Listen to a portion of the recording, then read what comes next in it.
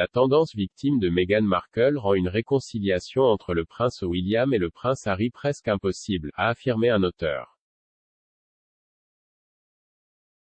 Le duc et la duchesse de Sussex ont quitté leur fonction royale à plein temps en mars 2020 et vivent maintenant à Montecito, en Californie. Harry et William seraient depuis longtemps en désaccord avant le mariage de la famille royale du Sussex avec Meghan en 2018. Tom Bower, auteur de Revenge, Meghan, Harry and the War Between the Windsor, a examiné la rupture entre les frères et Meghan dans sa nouvelle version. Il a affirmé qu'il était trop tard pour une réconciliation entre William et Harry à cause de la tendance de Meghan à jouer la victime. Monsieur Bower a affirmé que lorsqu'Harry et Meghan ont démissionné en tant que membres de la famille royale, les relations entre William et sa femme Kate avec Harry et Meghan s'étaient rompues. L'auteur a expliqué, au cœur de leur divergence se trouvait la réticence de Meghan à faire partie d'une équipe. Il n'y avait aucune intimité, monsieur Bower a dit OK Magazine. Meghan avait convaincu Harry que le personnel de William la salissait. Les chuchotements à propos d'un diadème, que Kate avait pleuré, sa propre demande d'aérosol dans la chapelle Saint-Georges et maintenant les plaintes scandaleuses du personnel concernant son comportement étaient, a-t-elle dit, inventées pour la saper. Le livre des auteurs a également affirmé que Harry et Meghan voulaient apparaître avec la reine sur le balcon du palais de Buckingham lors des célébrations du jubilé de platine. L'expert royal et auteur Katie Nicholl a cité une source qui a déclaré qu'en 2018, Harry avait dit à William qu'il ne faisait pas assez pour inclure Meghan dans la famille royale. Selon Cosmopolitan, la source a déclaré, Harry a estimé que William ne déroulait pas le tapis rouge pour Meghan et le lui a dit.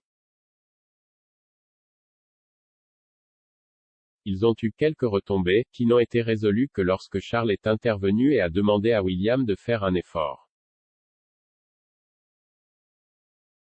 C'est alors que les Cambridge ont invité les Sussex à passer Noël avec eux. Dans un documentaire de février 2019, Madame Nicholl a déclaré, William était assez préoccupé par le fait que la relation avait évolué si rapidement. Et étant proche de Harry, probablement la seule personne assez proche pour dire à Harry, ça semble aller vite, es-tu sûr?